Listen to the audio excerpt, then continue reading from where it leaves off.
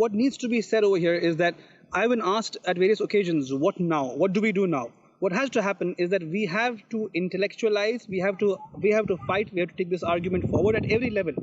We have to first understand what is being done to us so we can use the right language and the right tools to work against it. And we have to challenge our oppressors at every stage, because we are being targeted from legal mechanisms as well as extrajudicial mechanisms. People, the narrative that is being used by the Indian government right now, it doesn't meet the ground reality in terms of development, in terms of women's rights, in terms of even Kashmiri Pandits, because Kashmiri Pandits themselves right now are opposing what is being done. In fact, in this report that you mentioned, there is an article, an interview of a Kashmiri Pandit also, who said that this amendment does not benefit us in any way. It doesn't benefit them also.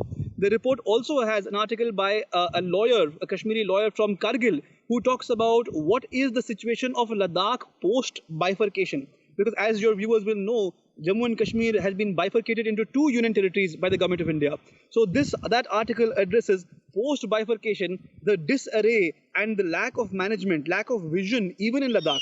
Some people in Ladakh were happy about the bifurcation, but in a few days they realized that their hard-fought rights have been taken away from them. They don't even have a legislature anymore, so they have no representation as well. And All they have these been things are protesting being also. addressed. And then, of course, and they've been protesting as well.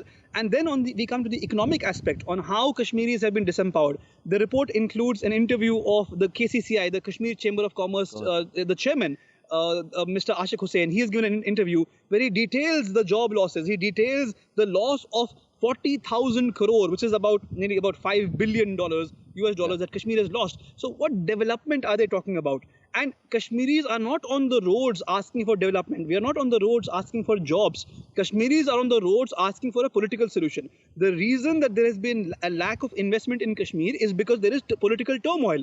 What the Modi government has done last year has exacerbated the political turmoil. It is not resolving it. So no sensible businessman, no sensible business is really interested in investing in a war zone. The only people who are interested are the ones who know that they will be able to grab natural resources of Kashmir, which has also been addressed in another article in the report, which talks about mining in Kashmir and how 100% of the mining tenders in Srinagar have been given to Indians, to non-Kashmiris, in absence of a legal right to access our natural resources without our consent.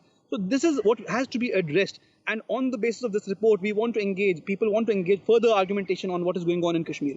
So the report addresses almost all aspects: constitutional law, international law. It addresses what happened in the United Nations and what is going on right now. And finally, we're trying to build a consensus between conscientious Indians who believe that what has happened in Kashmir is illegal, and they have to also stand up in solidarity with Kashmiris. Because as Kashmiris, it is easy for our voices to get disregarded. It is easy for India to suppress our voices. But Indians who are a part of Indian society, and especially Indians who have the privilege of not being Muslim, they can vocalize and stand in solidarity and use their privilege in the right manner.